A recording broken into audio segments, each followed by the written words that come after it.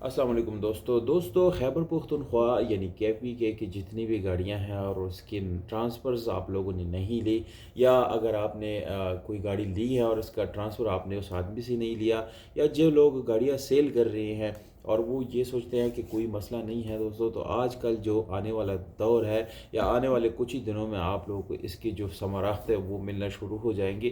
क्योंकि दोस्तों अगर आप गाड़ी ट्रांसफ़र नहीं करते तो एक बड़े जुर्माने का सामना भी करना पड़ सकता है इसमें दोस्तों। क्योंकि आजकल जो खैबर पख्तूनख्वा के जो एक्साइज एंड टैक्सेशन डिपार्टमेंट है, उन्होंने इस तरीके कार को जो है मज़ीद स्मार्ट कर दिया है। और इवन बाकायदा आप अपना एक नंबर जारी करेंगे जो आपके पास ही रहेगा। अगर आप कोई सी भी गाड़ी लेते हैं तो वो नंबर आप उस गाड़ी को अलॉट करेंगे और उसमें आपका अपना नाम भी जो है वो मेंशन होगा। आप लिख सकते हैं, लेट सपोज अगर कि मेरा नाम अरहाम खान है तो मैं अपने नाम से एक नंबर प्लेट जारी कर सकता हूँ, उसकी अपनी फ़ीस है वो मैं जमा करूँगा। दोस्तों ये क्यों इतना डेंजर है कि आपने खैबर पुख्तनख्वा के स्पेशली जो ओनरशिप है वो अपने नाम पे ट्रांसफ़र करनी है। ये एक बहुत ज़रूरी काम इसलिए है दोस्तों, क्योंकि जो अभी कुछ ही महीनों में खैबर पख्तनख्वा में जो ऑनलाइन ई चालान जो है वो जो है इम्प्लीमेंट होने वाला है। अभी तो खैर काफ़ी लोग इसके ऊपर ये तनकीद भी कर रहे हैं कि वो जो कैमरे वैमरे लगे हुए हैं जगह जगह, पेशावर जो सेफ सिटीज़ है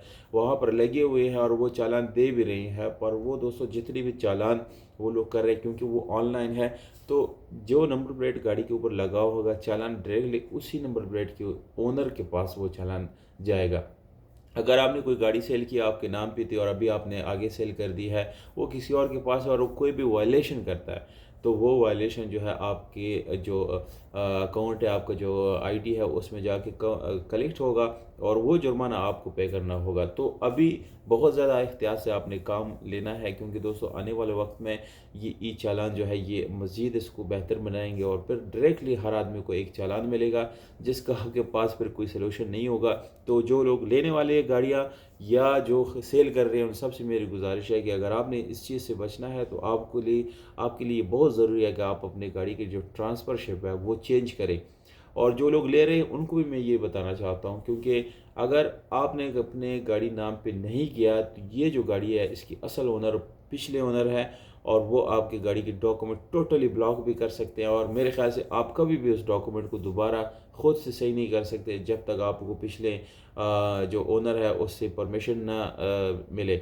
यानी अगर वो आपसे कोई पैसे भी डिमांड करे तब भी आपने फिर देने हैं। इवन आपके ऊपर वो FIR कर सकते हैं कि ये गाड़ी मेरी थी और इस आदमी के पास यह है, ये कैसे चली गई या चोरी गई है या जैसी भी है उसने मुझसे ले ली। तो ये वाले FIR भी पॉसिबल है, क्योंकि दोस्तों उसकी असल ओनर जो वो होता है यानी जिसके नाम पे ये गाड़ी रजिस्टर होती है। तो अब जब भी गाड़ी लेते हैं स्पेशली KPK वाले, उनसे मेरी गुजारिश है कि अभी गाड़ी ले तो डायरेक्ट अपने नाम पे चेंज करें और जो सेल करे वो ये बात मेंशन करे कि गाड़ी की ट्रांसफ़र आपने लाजिम लेनी है ख़रीदने के टाइम, क्योंकि 2-4 हज़ार रुपये की बात है दोस्तों, कोई इतनी बड़ी बात नहीं होती ये। तो आप बड़ी मुसीबत से इस चीज़ से बच सकते हैं। और प्रॉपर इसके अंदर जो स्टाम्प पेपर्स है उसके ऊपर ये राइटन आप ले उनसे कि भाई ये गाड़ी इस वक्त मैंने सेल कर दी, इससे पहले इसके ऊपर कोई हादसा नहीं हुआ, कोई जुर्माना नहीं है, कोई वारदात नहीं है, ये वो ये सारे बात आपने मेंशन करी। बहरहाल ये 2-4 बहुत इंपॉर्टेंट पॉइंट्स थे जो मैंने शेयर करना बहुत ज़रूरी समझा। उम्मीद करता हूँ कि आपको ये इन्फॉर्मेशन अच्छी लगी होगी। हमारा काम है, हमारी कोशिश होती है कि आपको ज़्यादा से ज़्यादा इन्फॉर्मेशन दें। तो वीडियो अगर आपको अच्छी लगी वीडियो को लाइक, चैनल को सब्सक्राइब और दोस्तों के साथ वीडियो ज़रूर शेयर करें। बहुत शुक्रिया, अपना ख्याल रखिएगा। वस्सलाम।